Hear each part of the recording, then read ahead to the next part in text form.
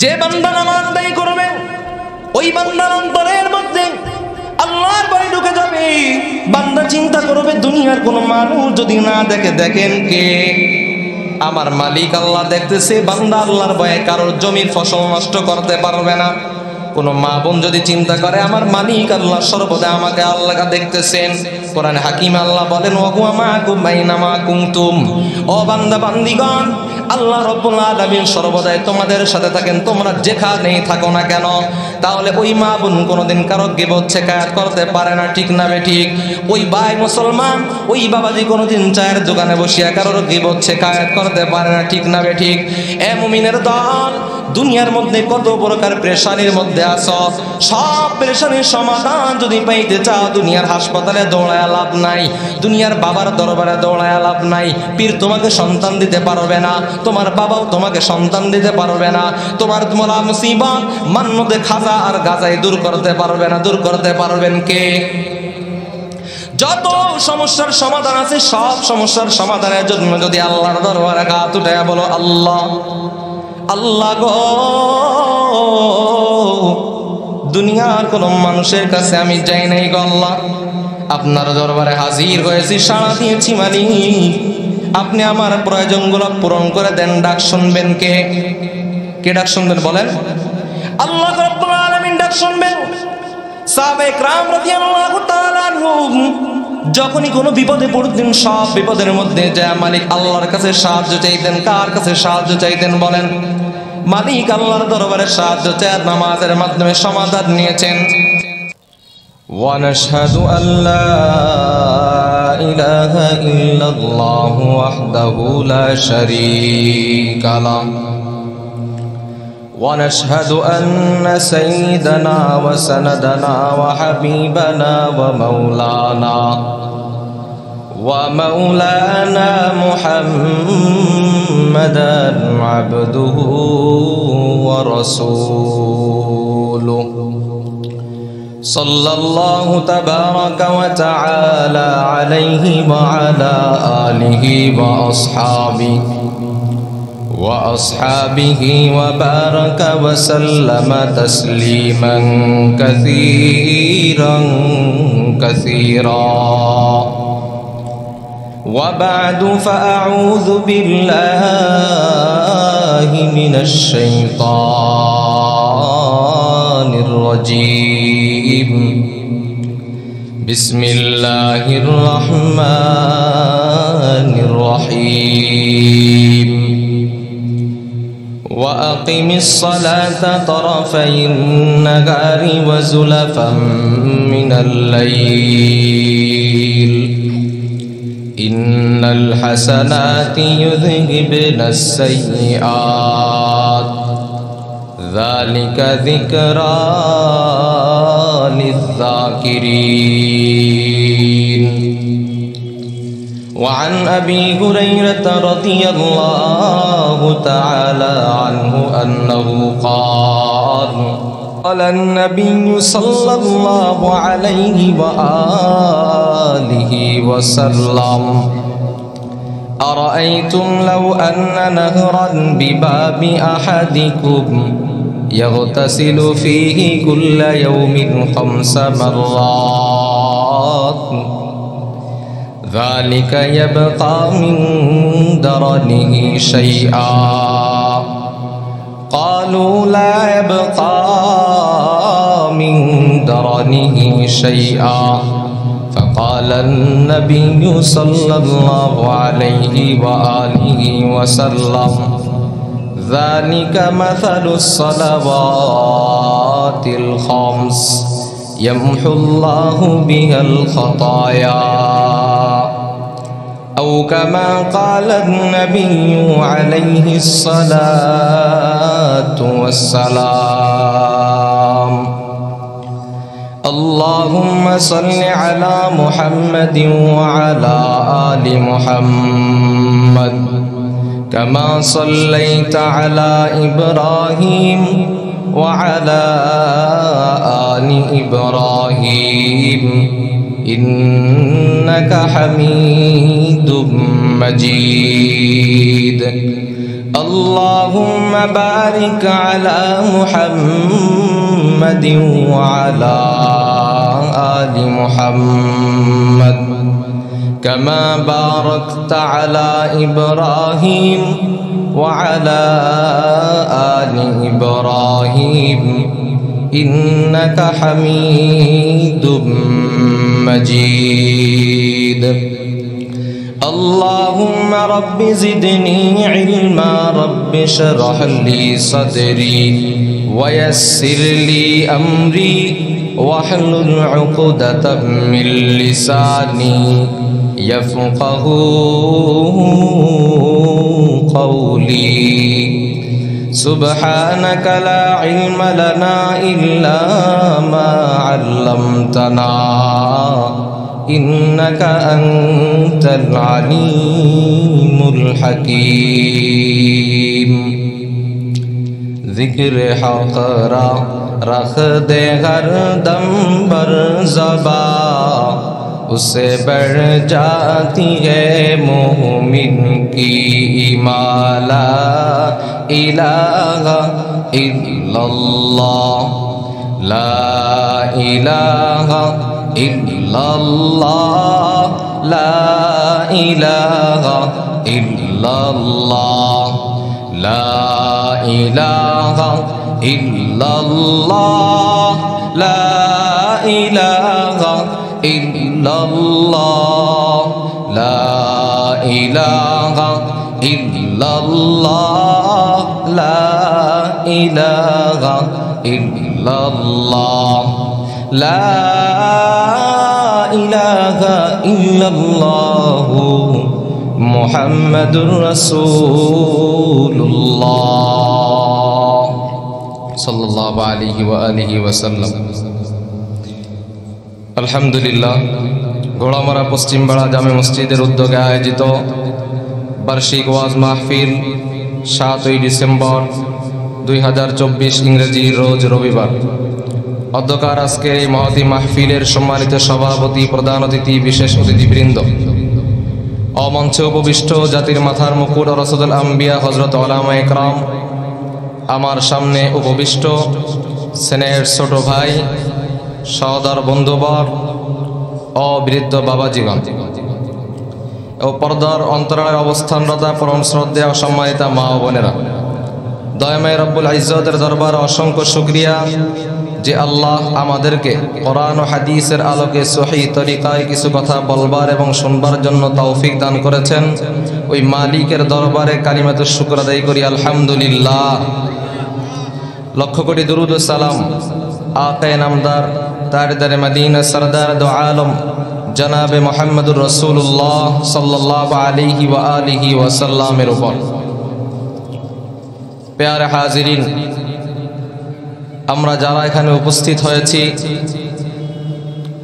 আমরা সকলেই একটি পরিচয়ে একই গোত্রীয় একই নামে আর আমাদের সেই পরিচয়টির নাম হলো ঈমান পরিচয়টির নাম কি বলেন ঈমান বলে যারা ঈমান এনেছে সকলকেই বলা হয় মুমিন কি বলা হয় মুমিন আর এই মুমিন কাকে বলে বলে যে ব্যক্তি স্বীকারোক্তি দিয়েছে আমানতু বিল্লাহ ওয়া মালাইকাতিহি ওয়া কুতুবিহি ওয়া রুসুলিহি বলে আমি ঈমান আনয়ন করছি একমাত্র মালিক আল্লাহ তাআলার উপর কার উপর আল্লাহর উপর যে আল্লাহ এক ওয়া মালাইকাতিহি এবং তার ফেরেশতাগণের উপর ওয়া কুতুবিহি আল্লাহ তাআলা যত কিতাব আসমান থেকে নাজিল করেছেন সকল কিতাবের উপর ওয়ারসুলিহি এবং আল্লাহ তাআলা যত নবী রাসূল প্রেরণ করেছেন সব নবী রাসূলের উপর ঈমান আনয়ন করছি পঞ্চম নম্বর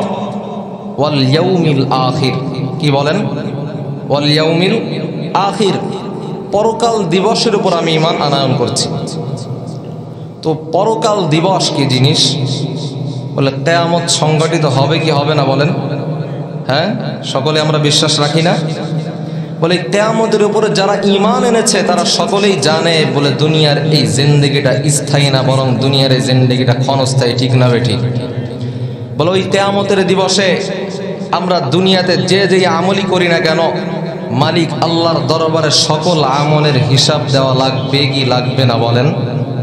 হ্যাঁ, সকল আমলেরই হিসাব দেওয়া লাগবে।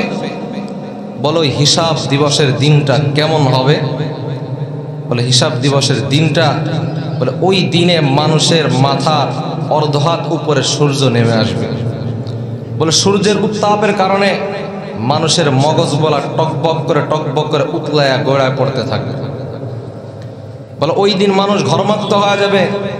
বলে ঘামে, কারোর বা ঘাম পেট পর্যন্ত, কারোর বুক পর্যন্ত, বলে কারোর গলা পর্যন্ত, কারোর কাঁধ পর্যন্ত, কারোর থুতুনি পর্যন্ত ঘাম এসে জমে যাবে। সব মানুষগুলা ইয়া নফসি বলে চিৎকার করতে থাকবে।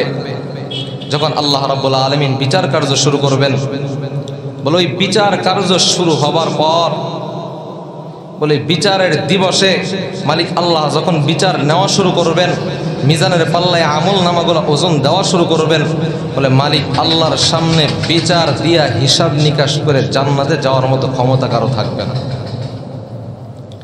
পয়গম্বরের সাহাবী হযরত আনাস ইবনে মালিক রাদিয়াল্লাহু তাআলা আনহু বলেন,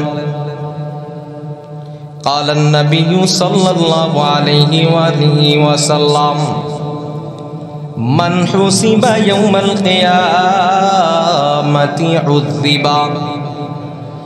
কাল কিয়ামতের ময়দানে মালিক আল্লাহ রাব্বুল আলামিন যদি কারোর কাছে হিসাব চান, বান্দারে আমি আল্লাহ তোকে দুনিয়াতে কত সুন্দর একটা হায়াত দান করলাম, বল বল বান্দা আমার ধ্যানে আমত হায়াত পায়া দিনের মধ্যে 24টা ঘন্টা পাইলা, কয়টা ঘন্টা আমি মালিক আল্লাহর জন্য কাটিয়েছ? ও বান্দা, আমি আল্লাহ দুনিয়াতে তোকে যত সম্পদ দান করেছিলাম, কত পার্সেন্ট সম্পদ তুমি আমি মালিক আল্লাহর রাস্তায় ব্যয় করেছো? ও বান্দা, আমি আল্লাহ তোকে সুস্থতার নিয়ামত দিয়েছিলাম, বল এই সুস্থতার নিয়ামত নিয়ে আমি মালিক আল্লাহর কতটুকু কৃতজ্ঞতা জ্ঞাপন করেছ? বান্দারে আমি আল্লাহ তোকে ইবাদত করার জন্য সুযোগ করে দিয়েছি, বল বল বান্দা আমি আল্লাহর এই দেওয়া সুযোগটা নিয়ে তুমি কতটুকু ইবাদত করেছো? বান্দা আল্লাহ যখন এক এক করে হিসাব নেওয়া শুরু করবে, কোন মুমিন বান্দা ওই কিয়ামতের দিবসে পয়গম্বর বলেন হিসাব নিয়ে জান্নাতে যেতে পারবে না। কত কঠিন হিসাব হবে, কত কঠিন হবে হিসাব। এজন্য রাসূল বলেন মান হুসিবা ইয়াউমাল কিয়ামা হুসিবা, বলে যার থেকে হিসাব নেওয়া হবে তাকে শাস্তি দেওয়া হবে। আল্লাহ যদি বলেন যে বান্দা তোরে আমি যে সারা জীবন পানি পান করাইলাম, এক গ্লাস পানির হিসাব দিতে পারবো বলেন? হ্যাঁ, বলে আমরা যে ভাত খাই প্রতিদিন, একটা চাউল একটা ধান উৎপন্ন করার পেছনে 70,000 ফেরেশতা মেহনত করে, বলেন না আল্লাহু আকবার। দিনে আমরা কত হাজার দানা খাইতেছি? হ্যাঁ, কত হাজার দানা খাইতেছি। বলে আল্লাহর দেয়া নিয়ামত এই রিজিক সারা দুনিয়ার সকল বৈজ্ঞানিক মিলাকে একটা চাউলের দানা উৎপন্ন করতে পারবে বলেন? হ্যাঁ, বলে লোহা এত শক্ত জিনিস, মানুষ কত শত শত তালা বিল্ডিং বানাইতেছে লোহার সাহায্যে। বলে এই লোহাটাকে যদি আপনি একটু মাটির ভিতরে রেখে দেন, জং ধরে পচে গেলে নষ্ট হয়ে যায়, ঠিক না বেঠিক? কিন্তু ছোট্ট একটা ধানের এই দানাটা আপনি পচা কাদার ভিতর রাখতেছেন, আর মালিক আল্লাহ রব্বুল আলামিন বলে ওই কাদার থেকে এই ছোট্ট ধানের দানার মধ্যে একটা চারা গজায়া দিতেছে, ওই চারা থেকে 7টা করে ফাল হইতেছে, প্রত্যেকটা বালের মধ্যে আবার 70টা করে দানা আসতেছে। এইভাবে করে আল্লাহ আমাদেরকে রিজিক দান করতেছেন, বলেন না সুবহানাল্লাহ। এই জন্য আল্লাহ হিসাব নিলে কিন্তু আমরা হিসাব দিয়ে যেতে পারবো না। বলে হুজুর তাহলে বাঁচার উপায় কি? বলে রহমতে আলম নবী আমার সহজ একটা পদ্ধতি দেখিয়ে গিয়েছেন। বলে বান্দা যদি তুমি এই কিছু আমল তুমি ভালোভাবে করতে পারো, কাল কিয়ামতের ময়দানে তোমার হিসাবটা সহজ হয়ে যাবে। সারা জিন্দেগির সব আমলের হিসাব দেওয়া লাগবে না, একটা আমলের হিসাব ভালোভাবে দিতে পারলেই মালিক আল্লাহ তোমাকে জান্নাতে পাঠিয়ে দেবেন, বলেন না সুবহানাল্লাহ। বলে কি সেই আমল জানার ইচ্ছা আসেনি আপনাদের? হ্যাঁ, সব হিসাব তো দিতে পারবো না, একটা হিসাব দিলেই জান্নাত। কি জানবেন সে আমলটা কি? জানার পরে কি আমলও করবেন? আল্লাহ আমাদের তৌফিক দান করুক। পয়গম্বরের সাহাবী হযরত আব্দুল্লাহ ইবনে কুরতিন রাদিয়াল্লাহু তাআলা أنه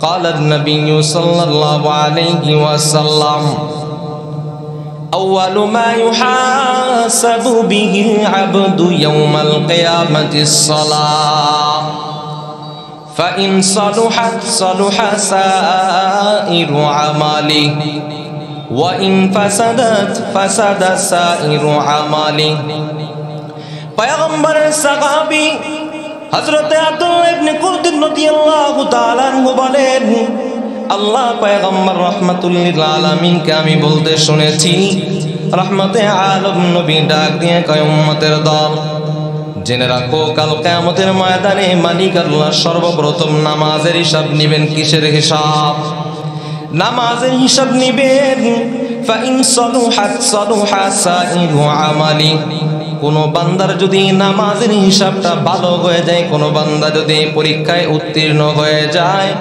ওই বান্দার সব আমলগুলা ভালো হয়ে যাবে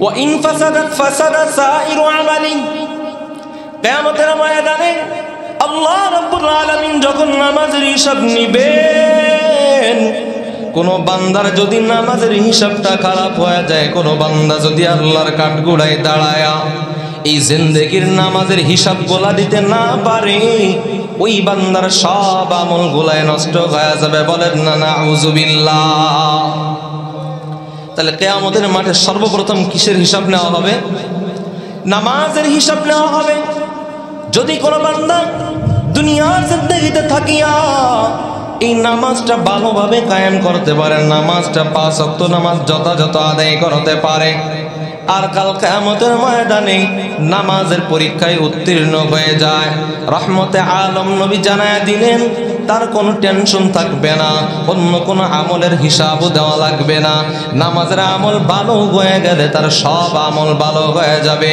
আর কোন বান্দা দুনিয়ার জিন্দেগিতে যদি নামাজটা ভালোভাবে আদায় করতে না পারে দুনিয়ার জিন্দেগিতে থাকিয়া মালিক আল্লাহর মহান হুকুম নামাজটা যদি ভালোভাবে আদায় না করে যার ফলে কাল কিয়ামতের ময়দানে যদি নামাজের হিসাবে উত্তীর্ণ হতে না পারে ওই বান্দার সব আমলগুলা বরবাদ হয়ে যাবে বলেন না নাউযুবিল্লাহ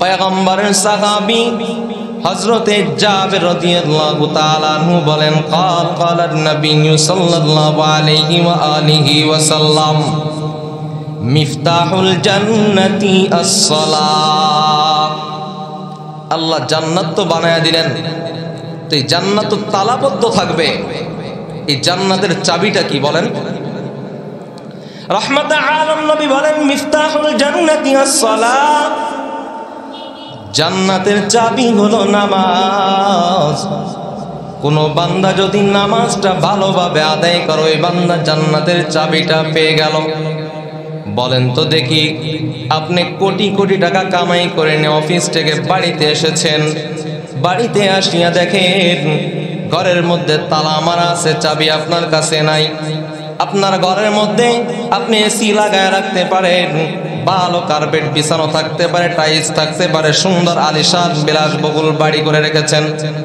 যদি ওই ঘরের চাবি না থাকে আপনি ঘরে ঢুকতে পারবেন ভোগ করতে পারবেন হ্যাঁ বলে দুনিয়াতে আপনি কোটি টাকা দান করলেন বলে আমি মসজিদ কইরা দিছি এতিমখানা কইরা দিছি মিসকিন খাওয়ায়া দিছি যাকাতের শাড়ি দিছি লুঙ্গি দিছি নামাজ পড়েন নাই তো এই যে আপনি এত কিছু করলেন এত ইবাদত করলেন পরকালে জমাইলেন গোডাউনের চাবি তো নাই খুলে তো ভোগ করতে পারবেন না চাবির প্রয়োজন আছে না নাই বলেন হ্যাঁ এজন্য রহমতে আলম নবী বলেন ফাইন সালুহাত সালুহা সাইরু আমালি কোন বান্দা যদি নামাজের হিসাবটা সুন্দর হয় উম্মতের দল জানিয়ে রাখো আর কোনো টেনশন করতে হবে না জান্নাতের চাবিটা পায়া গেল সব আমল সুন্দর জান্নাতের ভিতর ঢুকে নিয়ামত ভোগ করতে পারবা ওয়া ইন ফাসাদাত ফাসাদা সাইরু আমালি আর যদি নামাজটা নষ্ট হয়ে যায়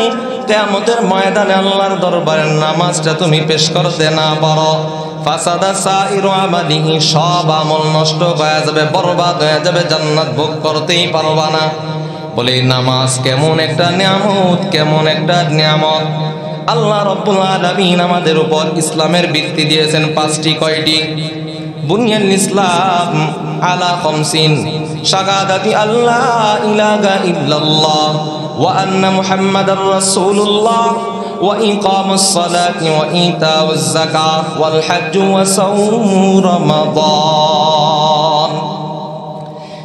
বুনিয়াল ইসলাম, ইসলামের মূল ভিত্তি হলো পাঁচটি। এক নম্বর, শাহাদাতি আল্লাহ ইলাহা ইল্লাল্লাহ, এই কথার সাক্ষ্য দেওয়া যে আল্লাহ ব্যতীত আর কোনো মাবুদ নাই। আল্লাহ ব্যতীত মাবুদ আসেনি কোনো?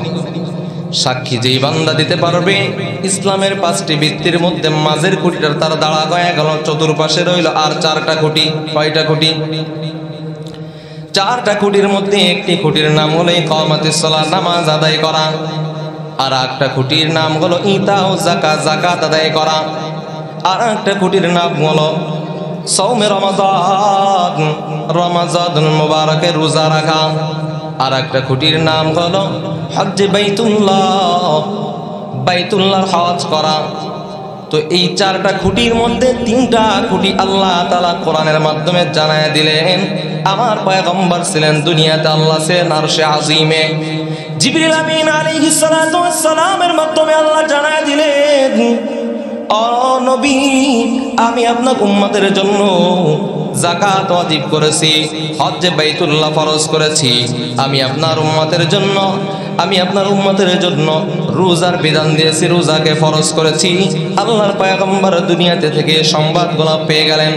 কিন্তু নামাজ এমন একটা ইবাদত, বলে এই নামাজের নির্দেশ আমার আল্লাহ আমার পয়গম্বরকে দুনিয়াতে দেন নাই, বরং এই নামাজের নির্দেশ দেওয়ার জন্য, এই নামাজের উপঢৌকনটা দেওয়ার জন্য, এই নামাজের মধ্যে এত বুনিয়াদি গুরুত্বপূর্ণ ইবাদতটা উম্মতে মুহাম্মাদিকে দান করার জন্য আমার আল্লাহ রাব্বুল আলামিন পয়গম্বরকে আরশে আজিমে ডেকে নিয়ে গেছেন। বলেন না সুবহানাল্লাহ।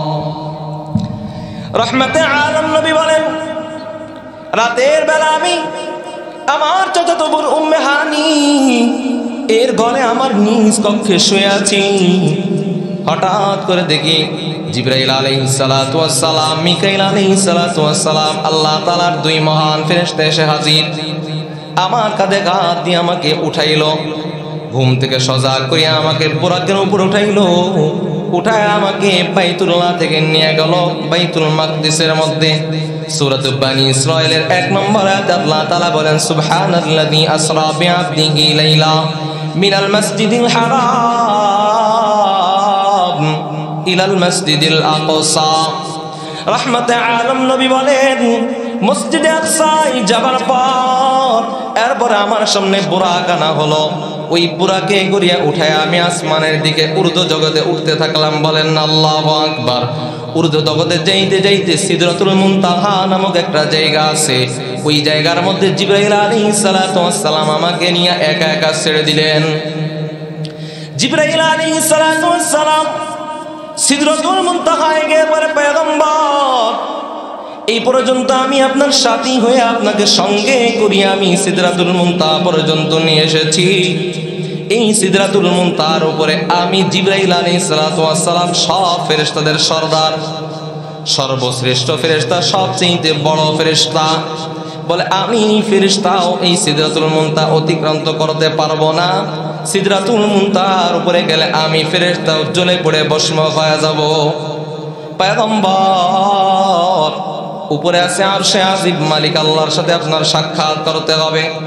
ও আল্লাহর নবী, এখান থেকে আপনি একা একাই যান, একা একাই আপনাকে এখানে নিতে যেতে হবে। আল্লাহ রাব্বুল আলামিন আমার মায়ার নবী রহমতে আলম নবীকে মেরাজের জন্য ডাকলেন। এমন একটা জায়গায় নিয়ে সাক্ষাৎ করাইতে চান, যে জায়গার মধ্যে আর দুনিয়ার কোনো মানুষ তো কল্পনাও করা যায় না, ফেরেশতারা পর্যন্ত আগমন করতে পারে না। ফেরেশতা সিদরাতুল মুনতাহায় যায় বলে, ব্রেক, এখান থেকে আর আমি চাইতে পারি না, আমার ঠিকানা এখানেই শেষ হয়ে যায়, আমার ঠিকানা এখানেই শেষ, আর আমি যেতে পারবো না।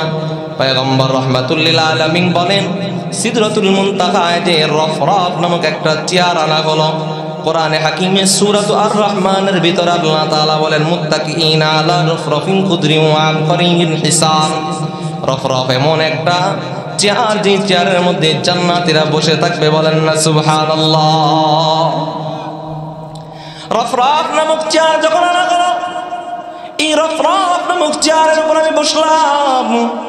আর ওই চেয়ার একা একাই উপরের দিকে উঠতেছে, উপরের দিকে উঠতেছে। উঠতে উঠতে বলে ওই চেয়ারটা আমাকে আরশে আজিমের সামনে পৌঁছায় দিল। বলেন না সুবহানাল্লাহ।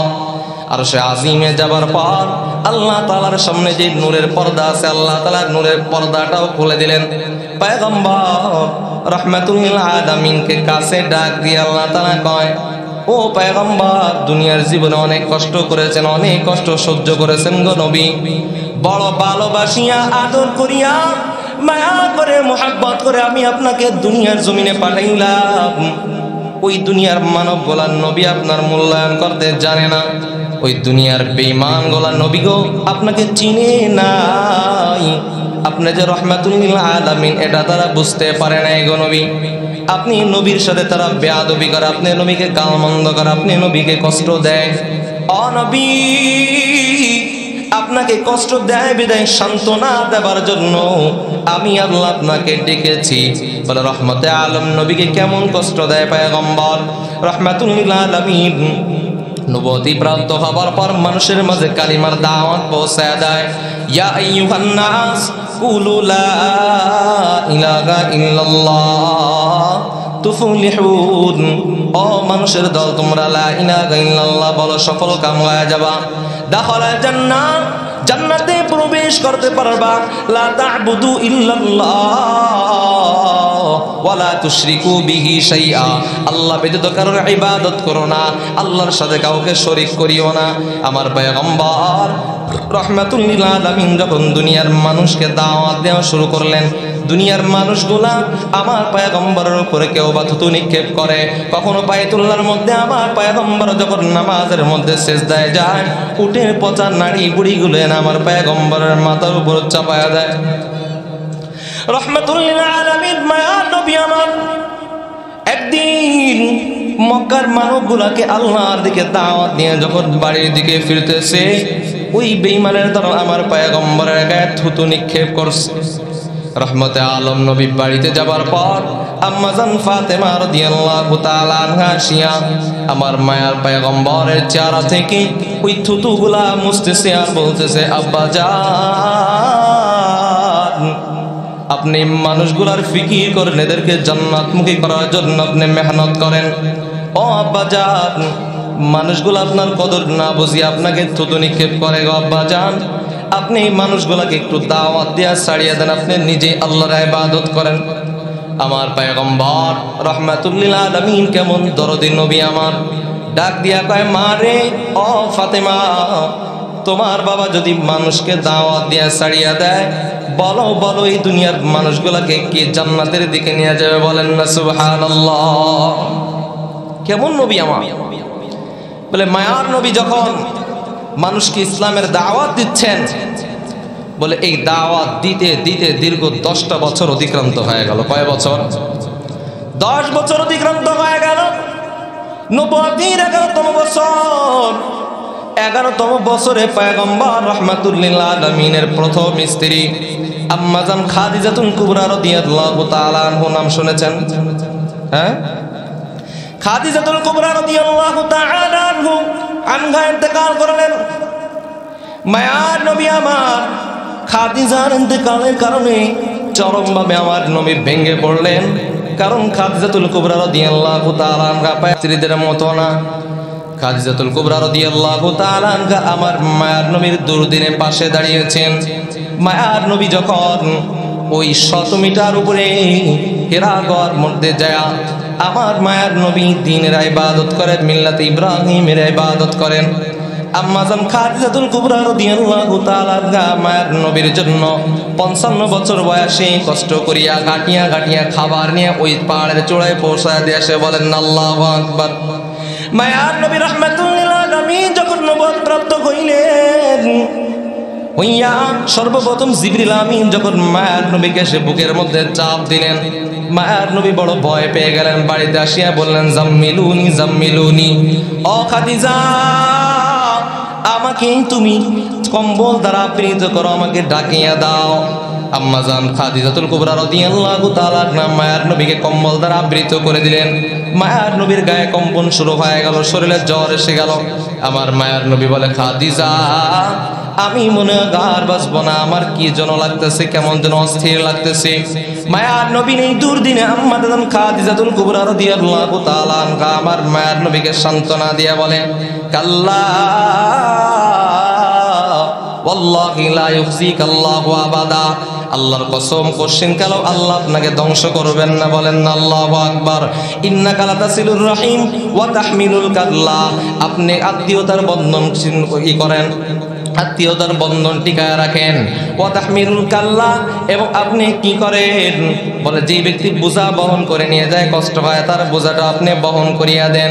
ও মায়ার নবী, আপনি তো গরিব অসহায়ের পাশে দাঁড়ান, আপনি দুঃখী মানুষের পাশে দাঁড়ান, আপনি তো বেরোজগারের রুজির পাশে দাঁড়ান।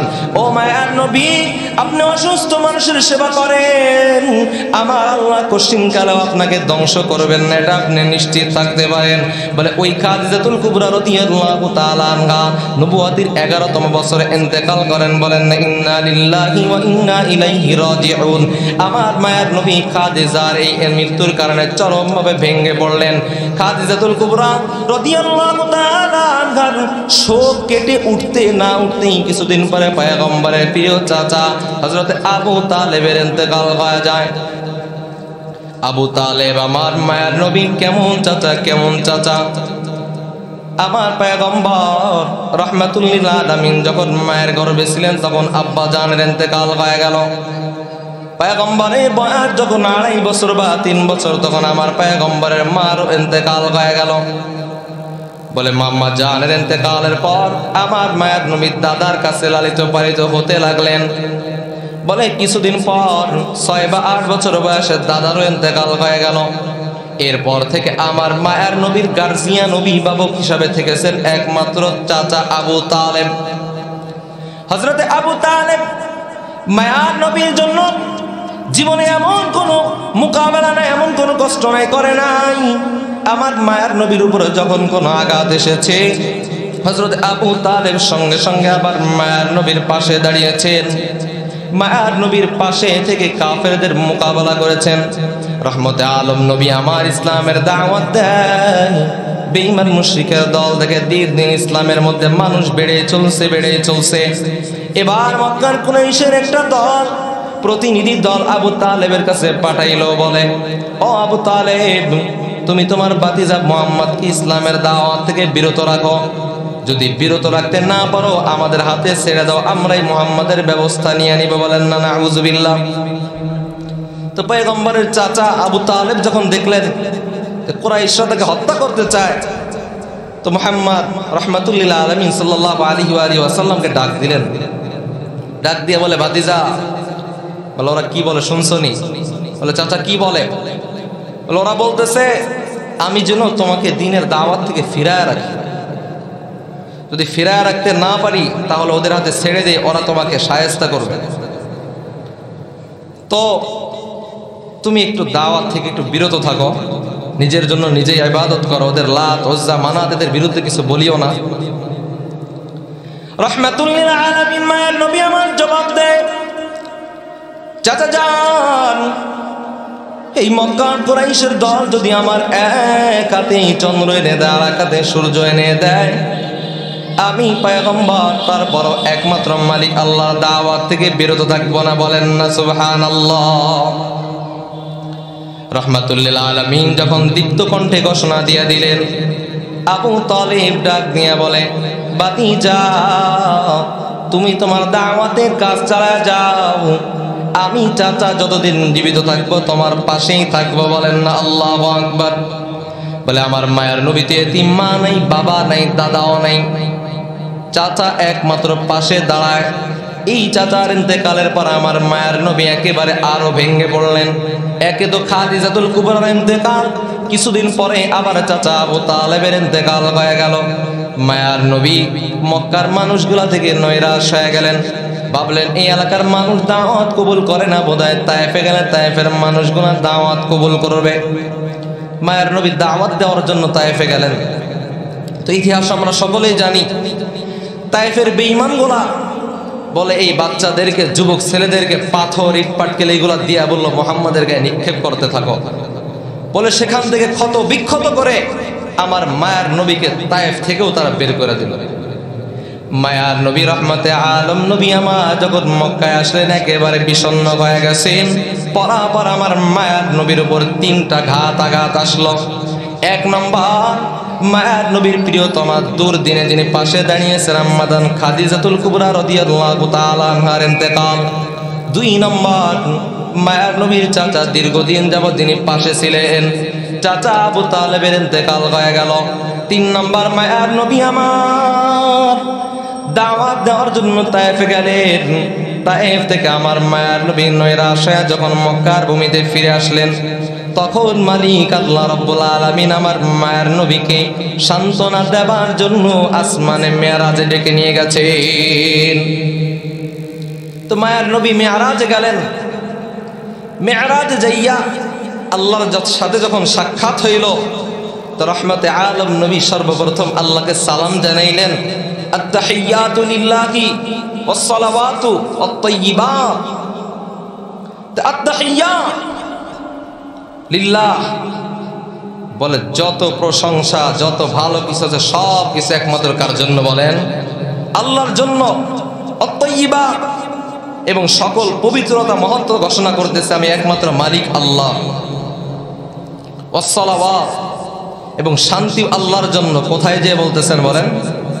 আল্লাহর সাথে যখন দিদার হয়েছে মায়ার নবীর, তখন আল্লাহ রাব্বুল আলামিন আমার মায়ার নবী এই সালামের জবাব দিয়া বলে, আসসালামু আলাইকা আইয়ুহান নবিয়্যু ওয়া রাহমাতুল্লাহি ওয়া বারাকাতুহু।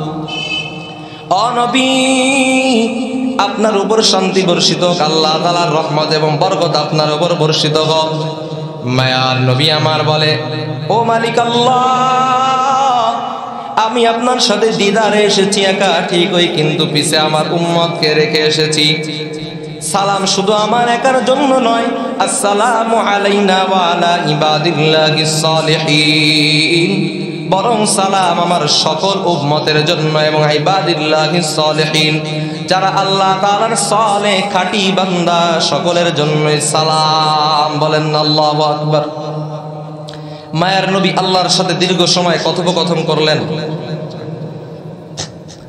আল্লাহর সাথে যখন দিদারে বিভিন্ন কথা হইল, জান্নাত জাহান্নাম ভ্রমণ করলেন। বলে সব কিছু ভ্রমণ শেষে এখন বিদায়ের পালা। কিসের পালা বলেন?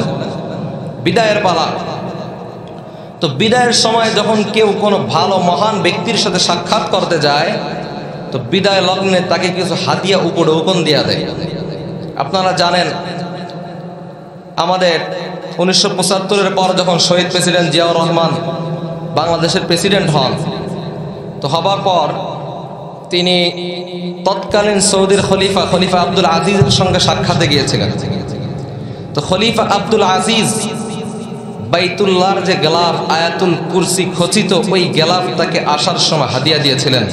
তো তিনি ওই বাইতুল্লাহর গেলাফটা এনে আজও সেটা লাগানো আছে বাইতুল মুকাররমের জাতীয় মসজিদের মাঝের গেটে লাগিয়ে দিয়েছেন। আজও সেটা কাঠের ফ্রেমে বাঁধাই করা আছে।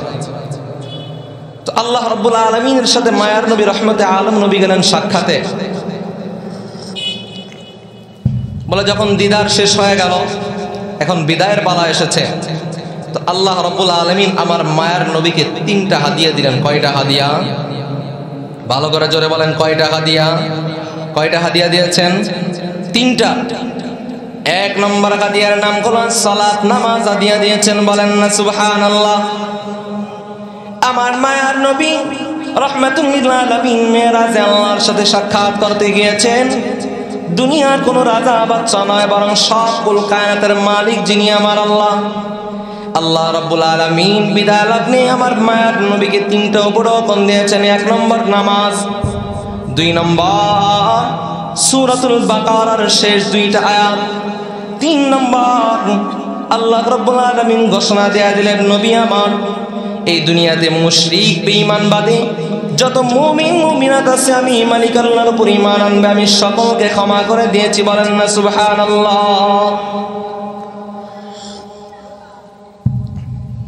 তো আল্লাহ রাব্বুল আলামিন মায়ার নবীকে এই মেরাজে ডেকে নিয়ে এত ঊর্ধ্বে নিয়ে দিয়েছেন নামাজ, তাহলে এই নামাজটা কত বড় গুরুত্বপূর্ণ ইবাদত। এটা কি সাধারণ কোনো ইবাদত বলেন? হ্যাঁ, বলে হজ, যাকাত, রোজা এইগুলোও ফরজ, কিন্তু এইগুলার ন্যায় নামাজ নয়। এইগুলো তো দুনিয়াতেই নাজিল হয়েছে, আর নামাজ আল্লাহ দিয়েছেন আরশে আজিমে। বলে শুধু এখানেই শেষ না, বলে এই নামাজ আল্লাহ রাব্বুল আলামিন যখন দান করলেন উম্মতের জন্য, নামাজ দিয়েছিলেন 50 ওয়াক্ত। কয় ওয়াক্ত বলেন? কয় ওয়াক্ত? 50 ওয়াক্ত। আল্লাহ রাব্বুল আলামিন রাহমাতুল লিল আলামিনকে উম্মতের জন্য 50 ওয়াক্ত নামাজ ফরজ করে দিয়ে দুনিয়ার জমিনের দিকে পাঠায়া দিলেন। সপ্তম আসমানে আসিয়া হযরত ইব্রাহিম আলাইহিস সালাতু ওয়াস সালামের সাথে সাক্ষাৎ হয়ে গেল। জাতির পিতা হযরত ইব্রাহিম আলাইহিস সালাতু ওয়াস সালাম আল্লাহর নবীকে সালাম দিয়ে দিলেন, উম্মতের জন্য সালাম পাঠায়া দিলেন। ষষ্ঠ আসমানে আসিয়া পয়গম্বর রাহমাতুল লিল আলামিনের সাথে মুসা কালিমুল্লাহর সাক্ষাৎ হয়ে গেল। মুসা কালিমুল্লাহ ডাক দিয়ে বলে, ইয়া নবী আল্লাহ, ইয়া হাবিবাল্লাহ, ও আল্লাহর পয়গম্বর মুহাম্মদ, আল্লাহর সাথে সাক্ষাৎ করেছেন, আল্লাহ আপনার উম্মতের জন্য কি দিয়েছেন? আল্লাহর পয়গম্বর রাহমাতুল লিল আলামিন জবাব দিলেন, ও মুসা কালিমুল্লাহ, আল্লাহ আমার উম্মতের জন্য দিয়েছেন 50 ওয়াক্ত নামাজ। কয় ওয়াক্ত? কয় ওয়াক্ত দিয়েছেন বলেন? আর জোরে বলেন, কয় ওয়াক্ত? 50 ওয়াক্ত নামাজ দিয়েছেন। মুসা আলাইহিস সালাতু ওয়াস সালাম বললেন, মুহাম্মদ, ইরজি ইলা রাব্বিক ফাসআলহু তাখফীফ ফাইন্নী বালাগতু বনি ইসরাঈল। এ মুহাম্মদ, যান যান, আপনি আল্লাহর কাছে ফিরে যান। আল্লাহর কাছে ফিরে যায় 50 ওয়াক্ত নামাজকে একটু কমায় দিতে বলেন। ফাইন্না উম্মাতাকা লা তুতিকু যালিক, আপনার উম্মতগুলো এই 50 ওয়াক্ত নামাজ আদায় করতে পারবে না, সক্ষম হবে না। সক্ষম হইতাম নি বলেন? 5 ওয়াক্তই পারি না ঠিক মতো, যদি 50 ওয়াক্ত হইতো অবস্থাটা কি হইতো কোন? হ্যাঁ, পয়গম্বর রাহমাতুল লিল আলামিন আল্লাহর দরবারে ফিরে গেলেন। যা বলে, আল্লাহ, মুসা কালিমুল্লাহ তো বললো হের উম্মত নাকি পারে না, একটু কমায় দেন। আল্লাহ রাব্বুল আলামিন 5 ওয়াক্ত কমায় দিলেন। কয় ওয়াক্ত? বাকি থাকলো কত? কয় ওয়াক্ত? আবার যখন সপ্তম আসমানে আসলেন, ইব্রাহিম আলাইহিস সালামের সাথে দেখা হলো, তিনি কিছু বললেন না। ষষ্ঠ আসমানে আসার পর আবার মুসার সাথে দেখা। কার সাথে দেখা? মুসা আলাইহিস সালাতু ওয়াস সালামের সাথে সাক্ষাৎ হয়ে গেল। আল্লাহর পয়গম্বর মুসা আলাইহিস সালাতু ওয়াস সালাম বললেন, ইরজি ইলা রাব্বিক ফাসআলহু তাখফীফ ফাইন্না উম্মাতাকা লা তুতিকু যালিক। ও আল্লাহর পয়গম্বর, আল্লাহর দরবারে ফিরে যান, একটু সহজ করে নিয়ে আসেন, আপনার উম্মত এটা পারবে না। আমার পয়গম্বর রাহমাতুল লিল আলামিন আবার আল্লাহর দরবারে ছুটে গেলেন, আল্লাহ কমায়া দেন।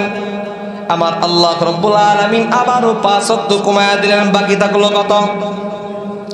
এইভাবে করিয়া আমার পয়গম্বর 5 ওয়াক্ত কমায়া নিচে আসে।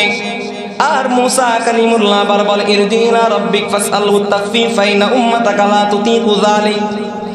এইভাবে করিয়া আবার মায়ার নবী 9 বার গেলেন। কয়বার? প্রতিবার আল্লাহ রাব্বুল আলামিন 5 ওয়াক্ত করে কমিয়ে দিয়েছেন। তাহলে কমলো কত? বাকি থাকে কত? কত বাকি থাকে? এই 5 ওয়াক্ত নামাজ নিয়া মায়ার নবী রাহমাতুল লিল আলামিন যখন মুসা কালিমুল্লাহর সামনে আসলেন, মুসা পয়গম্বর ডাক দিয়ে বলে, মুহাম্মদ, ইরজি ইলা রাব্বিক ফাসআলহু তাখফীফ ফাইন্না উম্মাতাকা লা তুতিকু যালিক।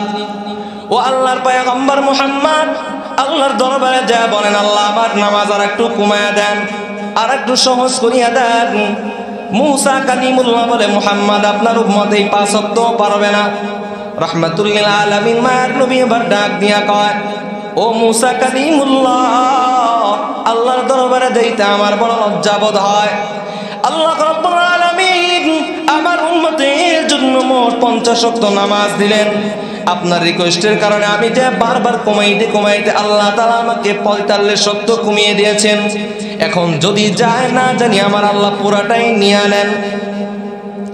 আমার বড় লজ্জা হয়, আমি যাব না, বরং আমি 5 ওয়াক্ত আমার উম্মতের জন্য নিয়ে যাব। কি আল্লাহু আকবার বলবেন না? হ্যাঁ, আল্লাহর নবী আল্লাহর সাথে সাক্ষাতে গিয়েও কি আমাদেরকে ভুলেছেন? আর দুনিয়ার নেতারা কি করে? হ্যাঁ, এমপি সাহেব প্রধানমন্ত্রীর সাথে সাক্ষাৎ করতে গেলে এলাকার গরিব গ্রুপ আর কারো কথা কি মনে থাকে? চেয়ারম্যান মেম্বার এদের কথা মনে রাখে? হ্যাঁ, বাংলাদেশের প্রধান উপদেষ্টা ডক্টর ইউনূস যখন আমেরিকায় সাক্ষাৎ করতে যায় তখন কি যায় বাংলাদেশের চেলাবেলা কারা কই আছে না আছে মনে রাখে? হ্যাঁ, কি মনে রাখতে পারে বলেন? রহমাতুল লিল আলামিন মায়ার নবী আমার আল্লাহর সাথে সাক্ষাৎ করতে গিয়া উম্মতকে বলে নাই, উম্মতের কথা মনে রেখেছেন।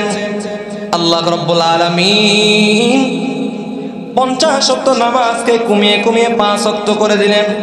আমার মায়ার নবী যখন এই 5 ওয়াক্ত নামাজ নিয়ে সন্তুষ্ট চিত্তে উম্মতের জন্য ফিরে আসবেন, গায়েব থেকে আল্লাহ রাব্বুল আলামিন আওয়াজ নাযিল করে বলেন, মা ইউবাদদালুল কাউলু লাদাইয়া ওয়া মা আনা বিযাল্লামিন লিল আবিদ।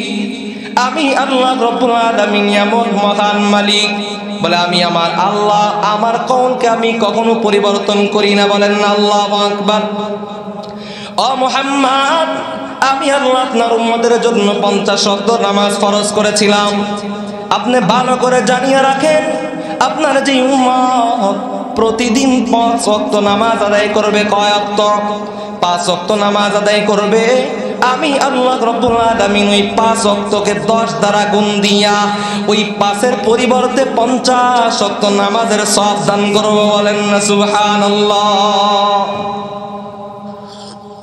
কি সুবহানাল্লাহর কাছতে কইবেন? হ্যাঁ, 5 ওয়াক্ত আদায় করলে কয় ওয়াক্ত পাওয়া যায়? কয় ওয়াক্ত? কয় ওয়াক্ত আরো জোরে বলেন। ক্বালান নবিয়্যু সাল্লাল্লাহু আলাইহি ওয়াসাল্লাম, কুল্লু আমালি ইবনি আদম ইউদাফুল হাসানাতু বিআশরি আমসালিহা। পয়গম্বর রাহমাতুল লিল আলামিন বলেন, বনি আদম যে আমলগুলাই করবে আমার মালিক আল্লাহ রাব্বুল আলামিন প্রত্যেকটা আমলকে সর্বনিম্ন 10 গুণ বাড়ায় দিবেন। বলেন না সুবহানাল্লাহ। عن علي رضي الله تعالى عنه أنه قال قال النبي صلى الله عليه وآله وسلم من قرأ حرفا من كتاب الله فله به حسنة والحسنة بعشر أمثالها لا أقول ألف لام ميم حرف بل ألف حرف ولام حرف وميم حرف।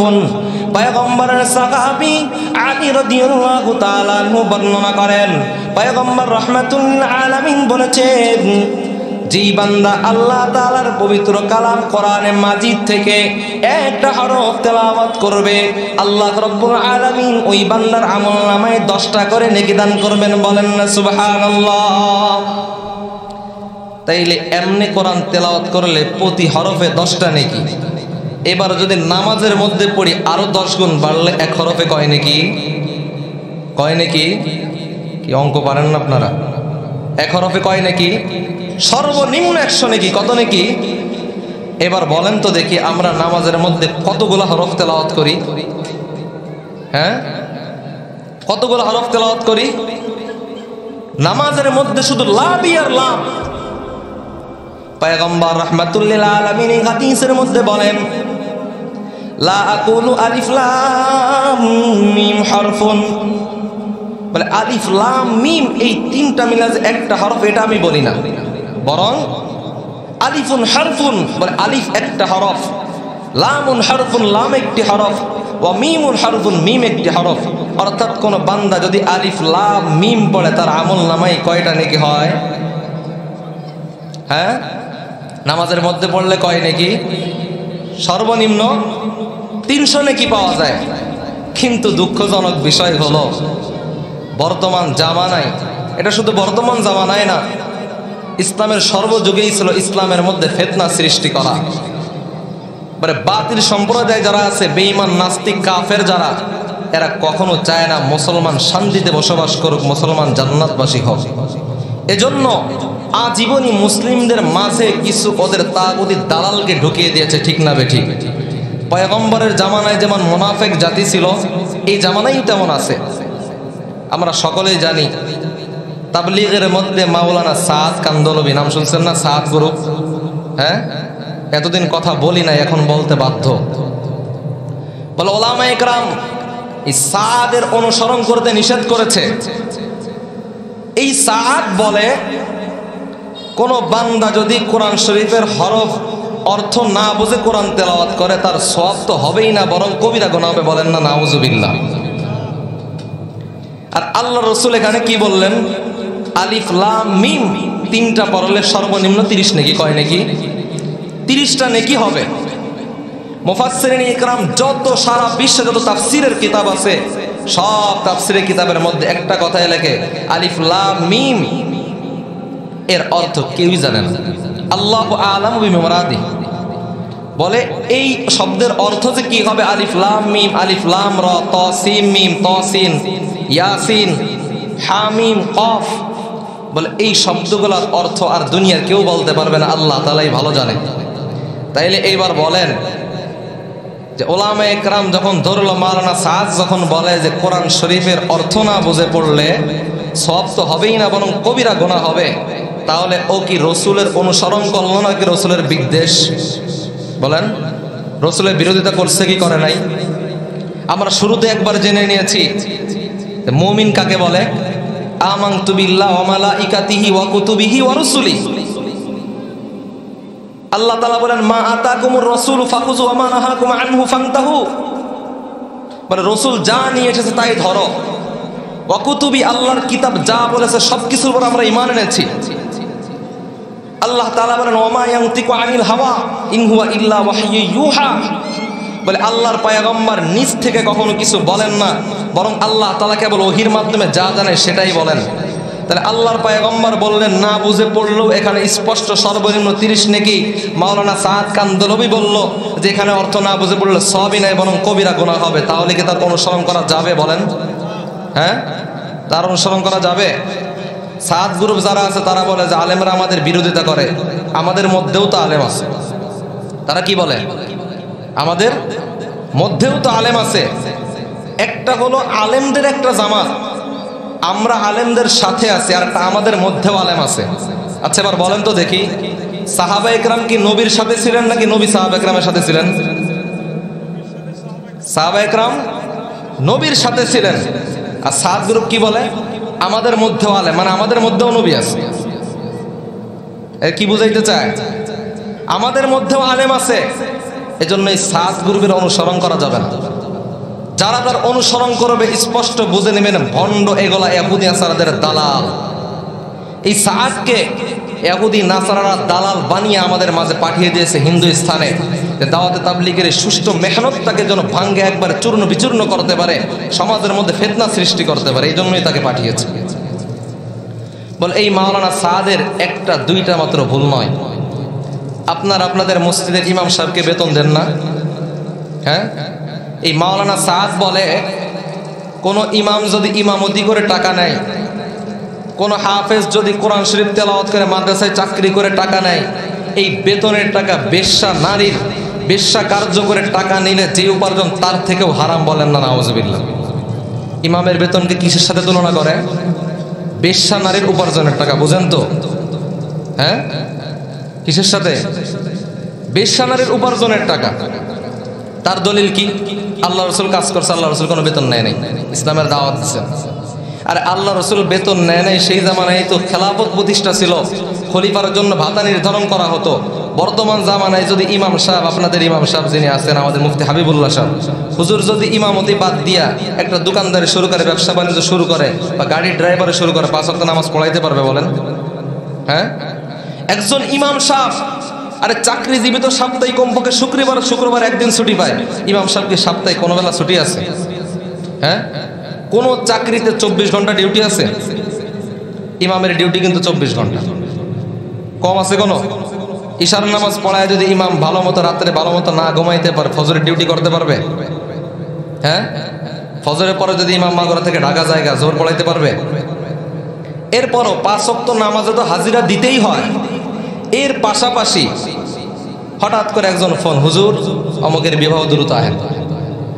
হুজুর কাছে বুনবাড়ি যায় মাত্র পেরেটটা দিয়ে খাইতে বসছে, উঠা দিয়ে দৌড়। আর একদিন হুজুর রাত্রেবেলা মসজিদে তালিম কইরা বাসায় যে মাত্র শোয়ার জন্য বিছানায় পিঠটা লাগাইছে, একজন ফোন দেয়া বলে, হুজুর আমার আব্বা কেমন যেন করতেছে, ছটফট করতেছে, উপর দিকে তাকাই দিচ্ছে, ওটা আসবেন? আচ্ছা বলেন তো, ইমাম সাহেব কি বলে আমি ঘুমাইতেছি আইতে পারুম না, নাকি দৌড় দিয়ে হাজির হয়? কোনটা বলেন? হ্যাঁ, হয় কি হয় না বলেন? আচ্ছা, এখন এই মাওলানা সাদ কান্দলবির কথা যদি বাস্তবের রূপ নেয়, তাহলে কি এই সমাজে আমরা 5 ওয়াক্ত নামাজ ঠিকমতো আদায় করতে পারবো যদি ইমামরা চাকরি, ডিউটি, ড্রাইভারি করতে যায়? সম্ভব বলেন? হ্যাঁ, ইমাম সাহেব গেছে মনে করেন যে আপনার মাঠে ক্ষেত খামারি করতে, কারণ তার কথা অনুযায়ী বেতন তো নেওয়া যাবে না, এখান থেকে তো বেতন নিতে পারবে না। পেঁয়াজ লাগাইতেছে, পেঁয়াজ লাগানোর সময় কি মানুষ হাতে ঘড়ি আর মোবাইল নিয়ে যায়? হঠাৎ করে দেখছে আজান দিতেছে, মাঠের থেকে গোসল করতে করতে যে মুসল্লি দিকটা দাঁড়ায় ইকামত দিয়ে পাবলিক নামাজ পড়া শুরু, কারণ ইমামের 2 মিনিট লেট হয়ে গেছে। সমস্যা হবে কি হবে না বলেন? হ্যাঁ, আরে ইমামরা তো নামাজ পড়ায় টাকা নেয় না, বরং একজন ইমাম আপনার মসজিদে আপনি বেতন দেন কয় টাকা? 3,500, 4,000, 5,000, 8 বা 10,000। কিন্তু এই ইমাম যদি 24 ঘন্টা কোনো কোম্পানিতে চাকরি করত, তার যে যোগ্যতা আছে কমপক্ষে 50,000 টাকা কামাইতে পারতো। ঠিক না বে ঠিক বলেন? হ্যাঁ, পারতো কি পারতো না? বলে ইমাম সাহেব যদি শ্বশুর বাড়িও যায়, তারপরও তার হিসাব নামাজ পড়াইতে হবে আমার যায়, জুমা মিস দেওয়ার কায়দা নাই। ঠিক না বে ঠিক? অসুস্থও যদি হয়ে যায়, হাসপাতালে ভর্তি হইলেও ইমাম ফিকির করে, আমি হাসপাতালে শুয়ে আছি, তা কি হয়েছে? বলে আমার মসজিদে নামাজের জন্য ছাত্র পাঠাও, মাদ্রাসার উস্তাদ পাঠাও, নামাজের জন্য ফিকির ইমাম সাহেব থাকে কি থাকে না বলেন? দুনিয়ার অন্য কোনো চাকরি তেমন আছে? আপনি অসুস্থ, ছুটি নিয়েছেন, ছুটিতে থাকেন, কোম্পানি বুঝবে আপনার ডিউটি। এই জন্য সাবধান, সতর্ক থাকতে হবে।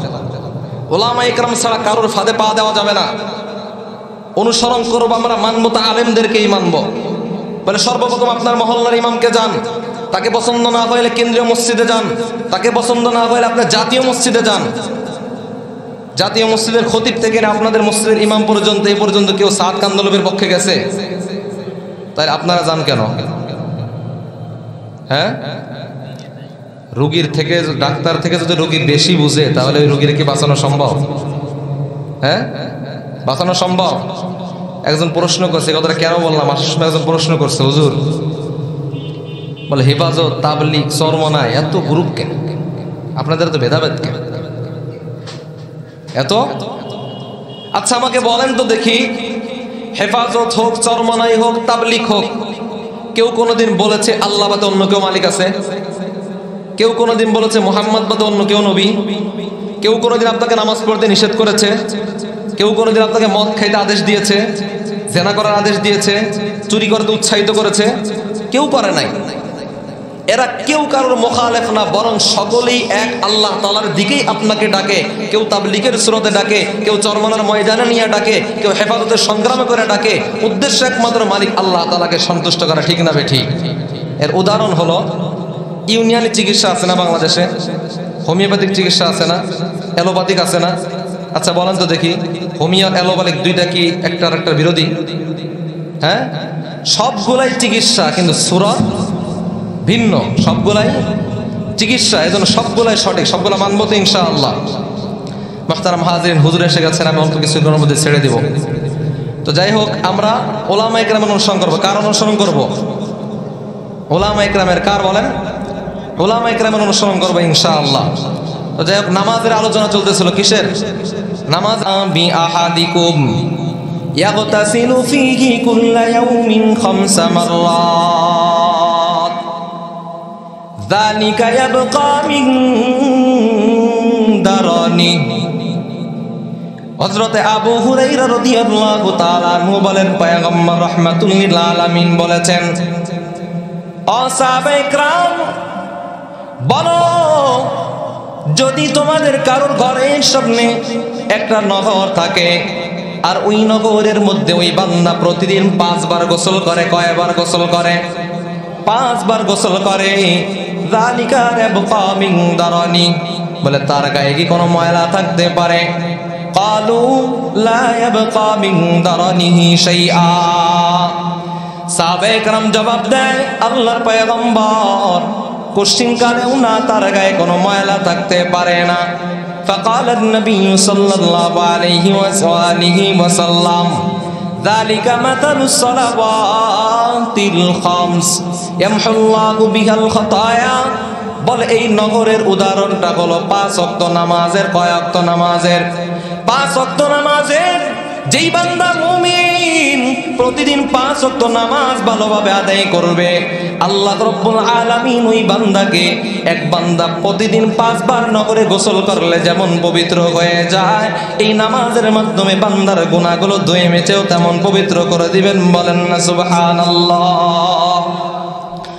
وعن أبي ذر رضي الله تعالى عنه أن النبي صلى الله عليه وآله وسلم পয়গম্বরের সাহাবী হযরত আবু যর রাদিয়াল্লাহু তাআলা আনহু থেকে বর্ণিত, আন্নাহু কাল আন্না নবী সাল্লাল্লাহু আলাইহি ওয়া আলিহি ওয়াসাল্লাম খরাজা ফি শিতা। পয়গম্বর রাহমাতুল লিল আলামিন একদিন শীতের বেলায় সকালবেলা বের হইলেন। ওয়াল্লাহু ইয়াতাহাফাতু, বলে শীতের দিনে গাছ থেকে পাতাগুলা পেকে ঝরে কি ঝরে না? পয়গম্বরের সাহাবী বলেন, ওয়াল্লাহু ইয়াতাহাফাতু, পাতাগুলা গাছ থেকে টপ টপ করে পড়তেছিল। ফাআখাযা মিন গুসনি শাজারাতিন, আল্লাহর পয়গম্বর ওই যে গাছের পাতাগুলা ঝরতেছে ওই গাছের একটা ঢাল ধরলেন। ফাজাআলা যালিকা ওয়ারাকু ইয়াতাগাফাতু। আবু যর গিফারি রাদিয়াল্লাহু তাআলা আনহু বলেন, আল্লাহর পয়গম্বর ডালটা ধরার সঙ্গে সঙ্গে গাছের পাতাগুলা ধরা আরো ঝরা আরো বেড়ে গেল। গাছের পাতাগুলা যা পূর্বে ঝরতেছিল ওই গাছের পাতা ঝরার পরিমাণটা আরো বেড়ে গেল, যাকে খেয়ে গাছের পাতাগুলা আরো বেশি পরিমাণে ঝরতেছে। আল্লাহর পয়গম্বর ডাক দিয়া বলেন, ইয়া আবা যর, ও আবু যর রে, তুমি আসোনি? ফাকাল লাব্বাইক ওয়া সাদাইক ইয়া নবিয়াল্লাহ। ও আল্লাহর পয়গম্বর, নবী গো, আমি আপনার সামনে উপস্থিত আছি। আল্লাহর পয়গম্বর রাহমাতুল লিল আলামিন বললেন, ইন্নাল আবদাল মুসলিমা লা ইউসাল্লিস সালাত, নিঃসন্দেহে মুমিন বান্দা যখন নামাজ আদায় করে ইউরিদু বিহা ওয়াজহাল্লাহ, ওই নামাজ আদায়ের মাধ্যমে মালিক আল্লাহকে সন্তুষ্ট করার উদ্দেশ্য থাকে। কাকে সন্তুষ্ট করা? কাকে দেখানোর জন্য? একমাত্র মালিক আল্লাহকে দেখানোর জন্য যখন মুমিন বান্দা নামাজ আদায় করে, নামাজ আদায় করার পর ইয়াতাহাফাতু আনহু যুনুবাহু কামা ইয়াতাহাফাতু হাযাল ওয়ারাক মিন হাযিহিশ শাজার। মুমিন বান্দা যখন নামাজ আদায় করবে একমাত্র মালিক আল্লাহকে সন্তুষ্ট করার নিয়ত নিয়া, ওই বান্দার আমলনামা থেকে তার গুনাহগুলা এমন ভাবে ঝরে যায় যেমনি ভাবে এই গাছের পাতাগুলা জাকের কারণে ঝরে গেল। বলেন না সুবহানাল্লাহ। মুমিন ভাই আমার, নামাজ যদি ভালোভাবে আপনি আমি আদায় করতে পারি, জিন্দেগীর গুনাহগুলা পবিত্র হয়ে যাবে। আল্লাহ তাআলা কোরআনে হাকিমে বলেন, ইন্নাস সালাতা তানহা আনিল ফাহশাই ওয়াল মুনকার, নিঃসন্দেহে নামাজ মানুষকে সকল প্রকার অপকর্ম থেকে বিরত রাখে। ভালোভাবে যদি কোনো বান্দা নামাজ আদায় করতে পারে, ওই বান্দার দ্বারা কোনো অপকর্ম হতে পারে না। নামাজি বান্দার দ্বারা কোনো বান্দা কষ্ট পাইতে পারে না। নামাজি বান্দার দ্বারা কখনো চুরি হইতে পারে না। নামাজি বান্দা কখনো কাউকে গালি দিতে পারে না। নামাজি বান্দা বান্দি কখনো কারোর ক্ষেত থেকে না বলে কোনো জিনিস নিতে পারে না। ঠিক না বেটি? মাঠের মধ্যে গরু নিয়ে যাইতেছে, তো পাশে একজন মুসুরি লাগায় রাখছে, গম লাগায় রাখছে। বলে গরু খাইতেছে, সেও দেখতেছে, চিন্তা করে আমি তো খাওয়াইতেছি না, আস্তে আস্তে যাইতেছে, ওর পেটটাও ভরতেছে, সমস্যা কি? জায়েজ হবে? যে বান্দা নামাজ আদায় করবে ওই বান্দার অন্তরের মধ্যে আল্লাহর ভয় ঢুকে যাবে। বান্দা চিন্তা করবে, দুনিয়ার কোনো মানুষ যদি না দেখে, দেখেন কে? আমার মালিক আল্লাহ দেখতেছে। বান্দা আল্লাহর ভয়ে কারোর জমির ফসল নষ্ট করতে পারবে না। কোনো মা বোন যদি চিন্তা করে, আমার মালিক আল্লাহ সর্বদা আমাকে আল্লাহ দেখতেছেন, কোরআন হাকিমে আল্লাহ বলেন ওয়া হুয়া মাআকুম বাইনামা কুনতুম। ও বান্দা বান্দিগণ, আল্লাহ রাব্বুল আলামিন সর্বদাই তোমাদের সাথে থাকেন, তোমরা যেখানেই থাকো না কেন। তাহলে ওই মা বোন কোনোদিন কারো গীবত শিকায়াত করতে পারে না, ঠিক না বেঠিক? ওই ভাই মুসলমান, ওই বাবাজি কোনোদিন চায়ের দোকানে বসিয়া কারোর গীবত শিকায়াত করতে পারে না, ঠিক না বেঠিক? এ মুমিনের দল, দুনিয়ার মধ্যে কত প্রকার পেরেশানির মধ্যে আছো, সব পেরেশানির সমাধান যদি পাইতে চাও, দুনিয়ার হাসপাতালে দৌড়ায় লাভ নাই, দুনিয়ার বাবার দরবারে দৌড়ায় লাভ নাই। পীর তোমাকে সন্তান দিতে পারবে না, তোমার বাবাও তোমাকে সন্তান দিতে পারবে না, তোমার মোলা মুসিবত মান্নতে খাজা আর গাজাই দূর করতে পারবে না। দূর করতে পারবেন কে? যত সমস্যার সমাধান আছে, সব সমস্যার সমাধানের জন্য যদি আল্লাহর দরবারে হাত উঠায়া বলো আল্লাহ, আল্লাহ গো, দুনিয়ার কোন মানুষের কাছে আমি যাই নাই গো আল্লাহ, আপনার দরবারে হাজির হয়েছি, সাড়া দিয়েছি মালিক, আপনি আমার প্রয়োজনগুলো পূরণ করে দেন। ডাক শুনবেন কে? কে ডাক শুনবেন বলেন? আল্লাহ রাব্বুল আলামিন ডাক শুনবেন। সাহাবায়ে কেরাম রাদিয়াল্লাহু তাআলা আনহুম যখনই কোনো বিপদে পড়তেন, সব বিপদের মধ্যে যা মালিক আল্লাহর কাছে সাহায্য চাইতেন। কার কাছে সাহায্য চাইতেন বলেন? মালিক আল্লাহর দরবারে সাহায্য চায়, নামাজের মাধ্যমে সমাধান নিয়েছেন। প্যারে হাজিরিন, আজ আমি আপনি আলোচনা করি, আপনাদেরকে এটাই বুঝাইতে চাই, নামাজ যেমন কিয়ামতের ময়দানে আল্লাহর পয়গম্বর বলে দিলেন মিফতাহুল জান্নাতি আস-সালাহ, বলে নামাজ জান্নাতের চাবি হবে। ইন সালুহাত সালুহা সাইরু আমালি, বলে নামাজ যদি সুন্দর হয় সব আমল সুন্দর হয়ে যাবে। বলে কিয়ামতের ময়দানে নামাজের হিসাব যদি সঠিক হয়ে যায়, আল্লাহ অন্য কোনো জিনিসের হিসাব নেবেন না। নামাজের হিসাবটা সঠিক হয়ে গেলে তার সব হিসাবই সঠিক হয়ে যাবে। ঠিক তো দ্রুপভাবে দুনিয়ার জিন্দেগিতেও নামাজ পড়লে সকল প্রকার অপকর্ম পাপ কর্ম থেকে আল্লাহ হেফাজত করবেন।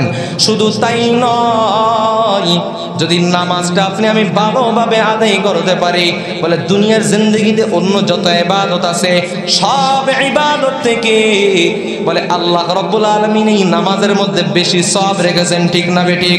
পয়গম্বর রাহমাতুল লিল আলামিন বলেন as-সালাতু কাফফারাতুন লিমা বাইনাহুমা, বলে বান্দা ফজরের নামাজ আদায় করেছ, বলে যোহরের নামাজ যদি জামাতের সাথে পড়তে পারো, এই দুই নামাজের মাঝে যত গুনাহ হয়, পাপ হয়ে যায়, আল্লাহ সব গুনাহগুলো মাফ করে দেন। বলেন না সুবহানাল্লাহ। সর্বশেষ হযরত ইবনে হাজার মক্কি রাহমাতুল্লাহ আলাইহি তিনি নামাজের 5টি গুণাগুণ বলেছেন। নামাজের ফজিলত কয়টি বলেছেন? বলে যদি কোনো বান্দা ভালোভাবে নামাজ আদায় করতে পারে, বলে আল্লাহ তাআলা তাকে 5টি নিয়ামত দিবেন। কয়টি মনে রাখতে পারবেন? এই 5টি নিয়ামতের মাধ্যমে শুধু দুনিয়া নয়, দুনিয়া, ফুলসিরাত, কবর, হাসর, আখিরাত সব কিছুই মুক্ত হয়ে যাবেন। আপনি শুনবেন সে 5টি ইবাদত কি, 5টি ফজিলত কি শুনবেন? মান হাফাযা আলা সালাওয়াত আকরামাহুল্লাহু তাআলা বিখামসি খিসাল। ইবনে হাজার মক্কি রাহমাতুল্লাহ আলাইহি বলেন, যেই বান্দা নামাজগুলা ভালোভাবে আদায় করতে পারবে, আল্লাহ তাআলা তাকে 5টি পুরস্কার দ্বারা সম্মানিত করবেন। কয়টি? 5টি পুরস্কার দ্বারা সম্মানিত করবেন। 1 নম্বর হলো ইয়ারফাউ আনহু যিকাল আইশ। যেই বান্দা ভালোভাবে নামাজ আদায় করবে, আমার মালিক আল্লাহ দুনিয়ার জিন্দেগিতে ওই বান্দার থেকে অভাব অনটন উঠিয়ে নেবেন। বলেন না সুবহানাল্লাহ। 2 নম্বর ফজিলত ওয়ারফাউ আনহু আযাবাল কবর, আল্লাহ তাআলা তার থেকে কবরের আযাবকেও উঠিয়ে নেবেন। বলেন না সুবহানাল্লাহ। কয়টা গেল? দুনিয়াতে অভাব অনটন দূর হয়ে গেলে দুনিয়ায় মানুষের কোনো চিন্তা থাকে না।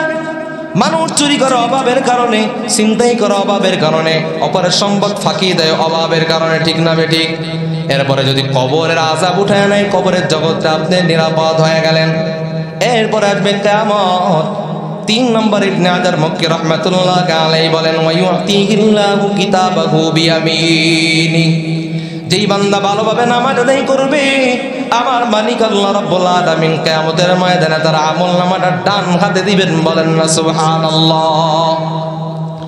4 নম্বর ফজিলত, ফুলসিরাত পানি দেওয়ার সময় আমলনামা যেই বান্দা ফুলসিরাত পানি দিবে, যেই বান্দার আমল অনেক ভালো থাকবে, বিদ্যুতের গতিতে বান্দা ফুলসিরাত পাড়ি দিয়া দিবে।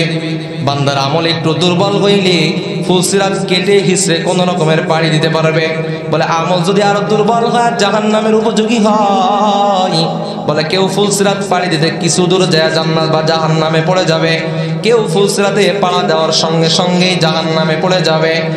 ইবনে হাজার মক্কি রাহমাতুল্লাহ আলাইহি বলেন 4 নম্বর ফজিলত, বলে যেই বান্দা ভালোভাবে নামাজ আদায় করতে পারবে, ওয়ায়ামুরু আলা সিরাতি কাল বারকি, বলে বিদ্যুৎ চমকানোর গতিতে আল্লাহ ফুলসিরাত পার করে দিবেন। বলেন না সুবহানাল্লাহ। 5 নম্বর ফজিলত নামাজি ব্যক্তির, ওয়ায়াদখুলুল জান্নাতা বিগাইরি হিসাব, বলে নামাজি ব্যক্তিকে আল্লাহ তাআলা বিনা হিসাবে জান্নাতে দিয়ে দিবেন।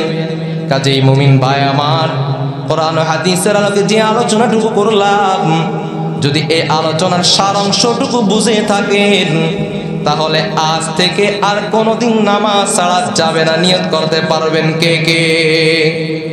আল্লাহ সকলকে তৌফিক দান করে, সকলে বলি আমিন।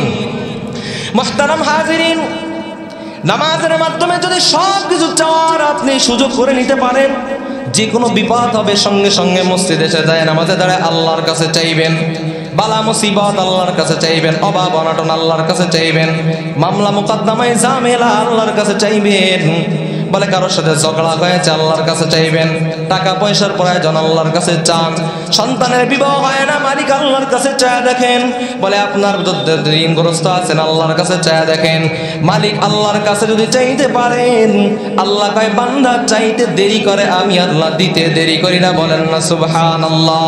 বলে বান্দা আমার দিকে 1 হাত অগ্রসর হইলে আমি মালিক আল্লাহর রহমত তার দিকে 10 হাত অগ্রসর হয়ে যায়। আল্লাহ রাব্বুল আলামিন আমাদের সকলকে 5 ওয়াক্ত নামাজের গুরুত্ব বুঝে 5 ওয়াক্ত নামাজ নিয়মিত জামাতের সাথে মসজিদে এসে আদায় করার তৌফিক দান করেন। সকলে বলি আমিন। ওয়া আখির দাওয়ানা আলহামদুলিল্লাহি রাব্বিল আলামিন। আসসালামু আলাইকুম ওয়া রাহমাতুল্লাহি ওয়া বারাকাতুহু।